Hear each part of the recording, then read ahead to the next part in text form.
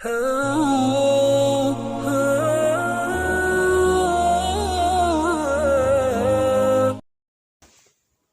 اللہ الرحمن الرحیم صلی اللہ علیہ محمد۔ السلام علیکم ناظرین، کیسے ہیں آپ سب لوگ؟ میں امید کرتا ہوں کہ آپ سب لوگ خیریت سے ہوں گے۔ میرا نام ہے محمد کاشف اور آپ دیکھ رہے ہیں کاشی سٹوریز۔ ناظرین، جیسا کہ آپ جانتے ہیں کہ پچھلی ویڈیو میں نے حضرت آدم علیہ السلام کی پیدائش کے بارے میں ذکر کیا تھا، ان کا واقعہ سنایا تھا۔ تو آج کی ویڈیو میں انشاءاللہ تعالیٰ ان کے دنیا میں جب آئے تو وہ حالات آپ کو میں ان کے بارے میں بتاؤں گا۔ تو شروع کرتے ہیں۔ بسم اللہ الرحمن الرحیم۔ توبہ آدم علیہ السلام بائے شفاعت محمد مصطفیٰ صلی اللہ علیہ وآلہ وسلم کی ہوئی۔ اعلان ہوا، اے آدم، تم اور تمہاری بیوی سارا اندھیر میں جا رہا ہو تو فرزند تمہارے پیدا ہوں۔ آدم علیہ السلام برضائے الہی ہندوستان میں آئے اور وہاں پہ رہائش اختیار کی۔ ایک روز جبرائیل علیہ السلام 60 ٹکڑے لوہے کے لے کر ان کے پاس آئے تاکہ ان کو آہن گری سکھلا دیں۔ حاجت آگ کی ہوئی تو آواز آئی، اے جبرائیل علیہ السلام، آگ مالک دوزخ سے مانگ لیں۔ جب انہوں نے آگ لا کر آدم علیہ السلام کو دی، گرمیوں تپش سے ان کا ہاتھ جل رہا۔ آدم علیہ السلام نے یہ آگ زمین پر ڈال دی۔ آگ زمین کے 7 طبق زمین کے چیر کر پھر دوزخ میں چلی گئی، اور خبر ہے اس طرح 7 دفعہ دوزخ سے لائے پھر دوزخ میں جا داخل ہوئی۔ آواز آئی، اے جبرائیل علیہ السلام، 7 درجائے رحمت سے دھو کر لاؤ، تب ٹھہرے گی۔ اسی طرح جب ایک اور جگہ لکھا گیا کہ جب جبرائیل علیہ السلام آگ لانے میں عاجز رہے تب الحق تعالیٰ کا ارشاد ہوا آدم کو، انہوں نے پتھر سے چکماک جھاڑ کر آگ نکالی، اور جبرائیل علیہ السلام نے ان کو آہن گری سکھلائی اور آلات کے بارے میں درست بتایا کہ اس طرح یہ یوز ہوتے ہیں۔ جبرائیل علیہ السلام ایک جوڑا بہشت سے بیل کا لا دیا حضرت آدم علیہ السلام کو، اور بعض نے یہ کہا کہ وہ 2 گائیں تھیں، عین البقر سے لا دیں، اور ایک مشت گندم بہشت سے لا دیا، اور کہا آپ اپنے ہاتھ سے زراعت کر کے اس سے اپنی غذا حاصل کریں۔ تب حضرت آدم علیہ السلام نے زمین میں دانہ چھڑکا اور اپنے حالات کے مطابق وہ کھیتی باڑی کرنے لگے۔ جب بھی حضرت آدم علیہ السلام بیلوں کو چلانے کی کوشش کرتے، ان کو چھڑی مارتے تو وہ کچھ بولتے یا پھر آسمان کی طرف دیکھ کے رونے لگ جاتے۔ تو اسی طرح پھر حضرت جبرائیل علیہ السلام حضرت آدم علیہ السلام کی خدمت میں حاضر ہوئے اور کہا کہ خدا تعالیٰ نے آپ کو سلام کہا، اور سلام کہا تو پھر حضرت جبرائیل علیہ السلام نے حضرت آدم علیہ السلام کو کہا کہ بیلوں کی زبان پر میں مہر کر دوں گا تاکہ وہ بات نہ کر سکیں، تب اچھی طرح ان سے کام لو۔ پھر حضرت آدم علیہ السلام کھیتی میں مشغول ہوئے، زمین پر گیہوں بکھیرا، وہ بار لایا اور پختہ ہوا اور تب کاٹ لیا۔ یہ سب 7 کھڑی میں تیار ہو گیا، 7 کھڑی میں اگ بھی آیا اور ان کو کاٹا بھی گیا، پک بھی گیا۔ کہا، اے آدم علیہ السلام، زمین نے حضرت آدم علیہ السلام کو کہا کہ اے آدم، مجھے معاف رکھو، میں ضعیف ہوں، وگرنہ اس سے بھی جلدی تم کو گیہوں دیتی۔ آدم علیہ السلام نے جب گیہوں کو مل کر صاف کر کے کھانا چاہا تب جبرائیل علیہ السلام نے فرمایا کہ اول گیہوں کو پیس کر پانی کے ساتھ ملا کے خمیر کر کے آگ میں سینک کر کھائیں۔ تب حوا علیہ السلام نے ان سے تعلیم پا کر اپنے ہاتھ سے پیس کر پانی کے ساتھ خمیر کر کے روٹی پکا کر آدم کے سامنے لا رکھی۔ آدم علیہ السلام نے چاہا کہ کھاویں، جبرائیل علیہ السلام نے فرمایا کہ ذرا ٹھہر جائیے، آفتاب غروب ہونے دیجیے، اس کے بعد آپ کھا لیجئے گا۔ جب شام ہوئی، آدم و حوا علیہ السلام نے ساتھ مل کر روٹی کھائی۔ پھر دوسرے روز جب اشتہا کھانے کی ہوئی تو آدم علیہ السلام نے دیکھا کہ ایک خال سیاہ سینے پر میرے سوار ہے، سیاہی سی ان کے بدن پہ چڑھ رہی ہے، تو سیاہ رنگ کی ان کے بدن پہ رنگ ہو گیا تھا، ایک قسم کا وہ آ رہی تھی، سیاہی رہی، تو وہ سمجھے کہ شاید یہ مجھ پہ دوسری ذلت آ گئی ہے۔ لیکن جبرائیل علیہ السلام نے فرمایا کہ اے آدم، روزہ رکھ، آج کچھ مت کھا کہ تیرے بدن کی سیاہی مٹ جائے۔ آدم علیہ السلام نے اس دن کھانا نہیں کھایا اور روزہ رکھا تو کچھ بدن اور ان کا سفیدی پر آیا۔ پھر دوسرے دن جبرائیل علیہ السلام تشریف لائے اور کہا، تم 2 روز روزہ رکھو، تم 2 اور روزہ رکھو، اللہ تعالیٰ تم کو شفائے کامل بخشے۔ اور ان روزوں کا نام ایام بیض ہے۔ یہ 13ویں، 14ویں اور 15ویں رات چاند کی رات پر رکھے جاتے تھے۔ یہ روزے حضرت آدم علیہ السلام پر اللہ تعالیٰ نے فرض کیے تھے، اور اس زمانے سے لے کر حضرت موسیٰ علیہ السلام کے زمانے تک اس پر عمل ہوتا رہا تھا۔ پس جب حضرت آدم علیہ السلام نے خطہ ہندوستان میں آ کر مسکن کیا تو حوا علیہ السلام حاملہ ہوئیں، اور ایک بیٹا اور ایک بیٹی جنی۔ بیٹے کا نام قابیل اور بیٹی کا نام اکلیمہ رکھا، وہ نہایت خوبصورت تھی۔ پھر حوا علیہ السلام حاملہ ہوئی اور ان کا ایک بیٹا اور ایک بیٹی اور پیدا ہوئی۔ بیٹے کا نام حابیل اور بیٹی کا نام غازہ رکھا گیا، مگر یہ خوبصورت نہ تھی۔ مروی ہے کہ حوا علیہ السلام 120 بار جنی تھی اور ہر دفعہ ایک بیٹا اور ایک بیٹی جنتی، اور دوسری روایت ہے کہ 180 بار جنی تھی۔ اور روایت کی گئی ہے کہ قبیل ماں کے پیٹ میں بہشت میں تھے، پیدائش ان کی دنیا میں ہوئی تھی، اس واسطے کہ بہشت جائے پاک ہے، نہ جائے آلودگی خون کی۔ جب حابیل اور قبیل دونوں بڑے ہوئے تب جبرائیل علیہ السلام تشریف لائے اور آدم علیہ السلام سے کہا کہ خدا تعالیٰ نے تم پر سلام بھیجا اور کہا ہے کہ دونوں بھائیوں کو دونوں بہنوں کے ساتھ، یعنی قبیل کی بہن کو حابیل کے ساتھ اور حابیل کی بہن کو قبیل کے ساتھ شادی کر دو۔ تب انہوں نے حال شادی کا اپنے دونوں بیٹوں کو بلا کر کہہ دیا۔ اس بات کو سن کر قبیل نے انکار کیا اور کہا کہ میری بہن اکلیمہ بہت خوبصورت ہے، صاحب جمال ہے، میں اس کو نہیں دوں گا۔ تو حضرت آدم علیہ السلام نے کہا کہ اللہ تعالیٰ کا حکم ہے تو تم مان لے۔ اس نے کہا نہیں، مگر تم حابیل کو دوست رکھتے ہو اور یہ باسباب دوستی کہ تم بستے ہو، اس لیے جس نے ادا الحکم اپنے ماں باپ کی سب سے پہلے جس نے اپنے ماں باپ کو حکم نہیں مانا تھا نا، وہ قبیل ہی تھا۔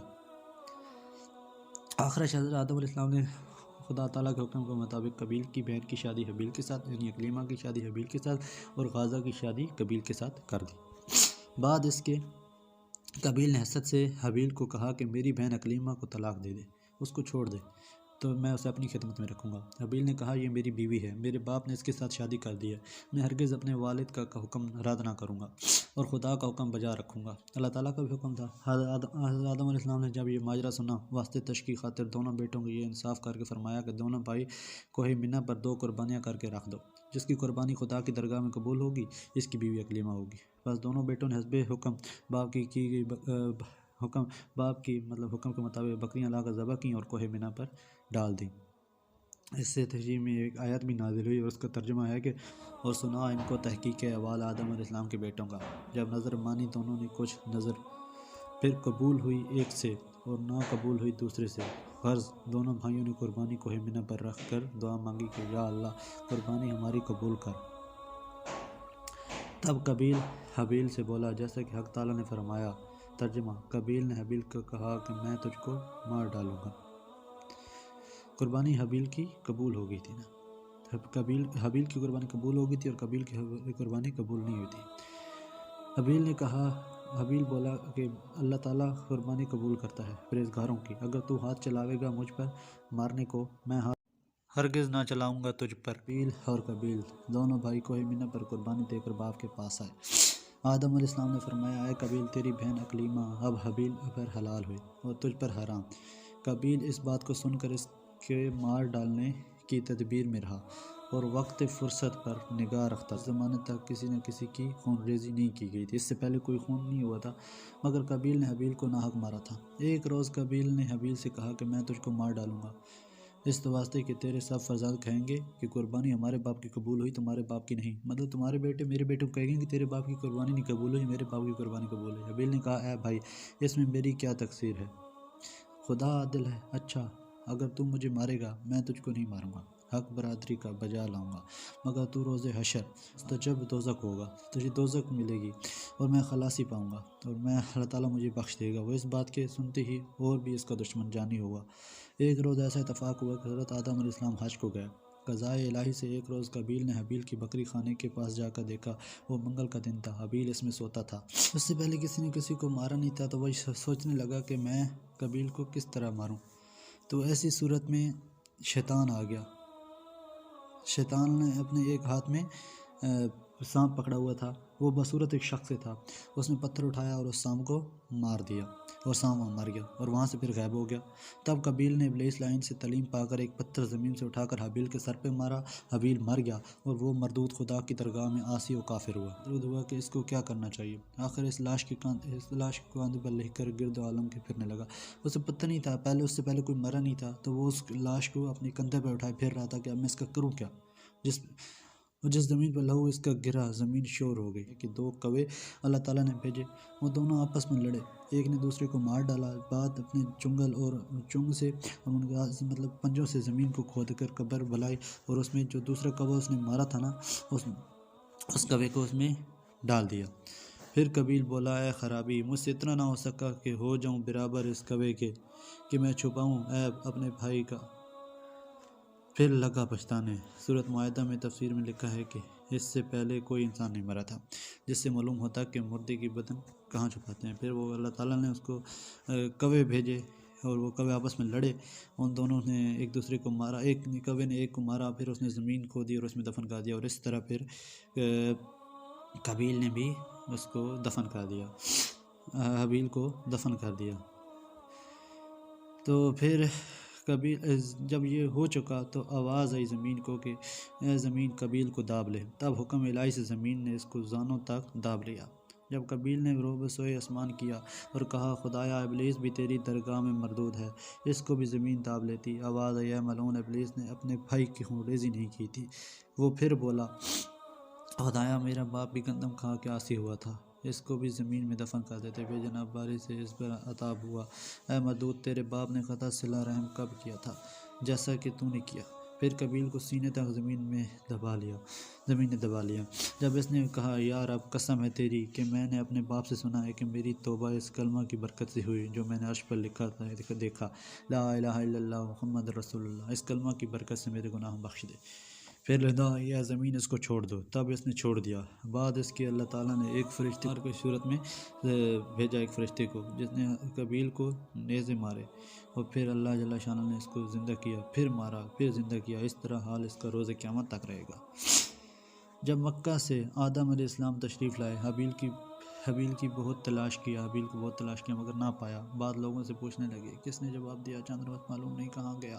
آخر حضرت آدم علیہ السلام نے ان کے لیے کھانا پینا سونا سب ترک کیا، اور شب روز ان کے غم میں فکر میں رہتے تھے کہ حابیل کہاں گیا۔ ایک روز صبح کو خواب میں دیکھا کہ حابیل، آیت ہے اس میں ترجمہ ہے کہ اے پدر پکارتا ہے، حابیل پکارتا ہے۔ جب آدم علیہ السلام نیند سے چونک اٹھے اور زاروں قطار رونے لگے، اس وقت حضرت جبرائیل علیہ السلام حضرت آدم علیہ السلام کی خدمت میں حاضر ہوئے۔ حضرت آدم علیہ السلام نے حضرت جبرائیل علیہ السلام کو کہا کہ ہمیں حابیل کی قبر دیکھنا چاہتے ہیں، حابیل کی قبر دیکھنا چاہتے ہیں اور قابیل سے ہم بیزار ہیں۔ حضرت جبرائیل علیہ السلام نے کہا مت گریہ و زاری کرو، خدا تعالیٰ بھی اس سے بہت بیزار ہے۔ تب حضرت جبرائیل علیہ السلام ان دونوں کو اس کی قبر پہ لے گئے۔ حضرت آدم علیہ السلام نے دیکھا اور بولے اگر قابیل حابیل کو مارتا تو خون اس کا یہاں گرتا۔ حضرت جبرائیل علیہ السلام نے فرمایا کہ اس کا لہو زمین نے کھینچ لیا ہے۔ حضرت آدم علیہ السلام نے کہا لعنت خدا کی ہے اس زمین پر کہ خون میرے فرزند کا پی گئی۔ تب زمین نے خون اس کا اگل دیا۔ یہ دیکھ کر حضرت آدم علیہ السلام نے اس کی قبر کھود کر اسے نکال کر دیکھا، اور معجزہ کا نکل پڑا، اور خون سے تر بدر آلودہ ہو رہا تھا اسی علاقے۔ یہ حال دیکھ کر اور بھی بہت سا دونوں روئے، اور ان کے رونے سے آسمان کے فرشتے بھی روئے۔ آخر حضرت آدم علیہ السلام حابیل کی لاش کو تابوت میں بند کر کے اپنے مکان میں لائے، اور روایت کی ہے کہ حضرت ابن عباس رضی اللہ تعالیٰ عنہ نے کہ حضرت آدم نے 40 روز تک اس تابوت کو تمام عالم کے گرد پھرایا۔ جس موضوع پر وہ جاتے وہ موضوع یہ ظلم دیکھ کر روتا۔ پرندے اور جو بھی چیز ہوتی وہ اس حال پہ گریہ اور زاری کرتے اور کہتے کہ بھاگنا چاہیے انسان سے کہ وہ کتنا ظالم ہے، اپنے بھائی کو مار ڈالتے ہیں یہ لوگ۔ بعد اس کے حضرت آدم علیہ السلام نے حابیل کو اپنے مکان پر لا کر دفن کیا۔ اس وقت تک ان کے فرزند 120 تھے، اور اس وقت تک سوائے حابیل کے کوئی بھی نہ مرا تھا۔ سارے بھائی تب اکٹھے ہو کر حضرت آدم علیہ السلام کے پاس آ کر عرض کی کہ ہم کو کچھ روپے دیجیے، پیسے دیجیے، کس سے ہم اور بھی کمائیں اور مطلب گھر بار چلائیں۔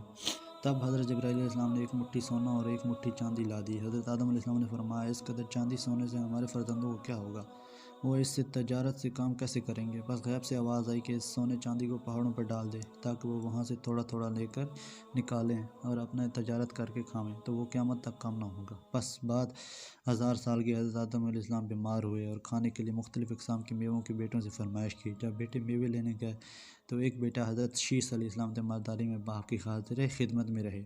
جب ان لوگوں کے آنے میں تاخیر ہوئی تو حضرت شیث علیہ السلام کو حضرت آدم علیہ السلام نے فرمایا کہ تم اس پہاڑ میں جا کر دعا مانگ تو حق تعالیٰ تیری دعا قبول فرمائے۔ شیث علیہ السلام نے کہا کہ آپ میرے والد بزرگ ہیں، تو آپ کی دعا مانگنے سے اللہ تعالیٰ اپنے رحم و کرم سے بے شک ضرور میوے بھیجے گا، اور آپ کی دعا قبول بھی ہوگی اللہ تعالیٰ کے ہاں۔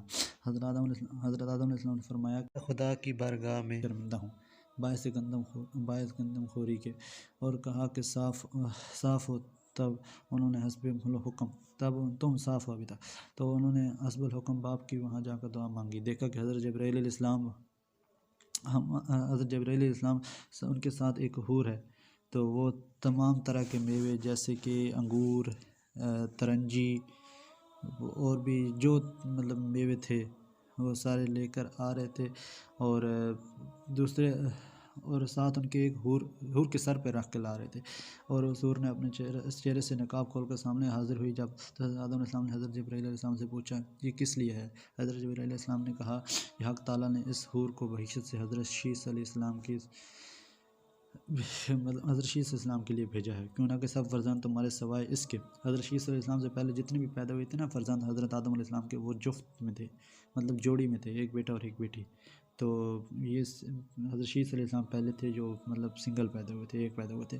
تو بعض نے روایت میں یہ کہا کہ وہ حور بحیثیت میں چلی گئی اور ان کے لیے قیامت تک بحیثیت میں منتظر رہے گی۔ اور مصنف کتاب لکھتا ہے کہ حضرت آدم علیہ السلام نے اس حور کی شادی حضرت شیس علیہ السلام سے کرا دی، اور اس حور کو عربی زبان آتی تھی۔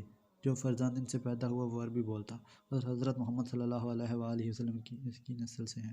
بس حضرت آدم علیہ السلام نے اس میوے سے کچھ خود کھایا، کچھ بیٹوں کو دیا۔ جس نے اس میوے کو کھایا فاضل تر ہوا۔ حضرت آدم علیہ السلام نے اپنے بیٹوں کو وصیت کی کہ اب قریب ہے کہ میں دنیا سے کوچ کروں گا، حضرت شیس علیہ السلام قائم مقام میرا رہے گا، تم سب اس کی فرمانداری کیجیو اور اس پر ایمان لائیو۔ جب انہوں نے حضور میں اقرار کیا، اس کے بعد حضرت نے اس دنیا سے رحلت فرمائی۔ بیٹے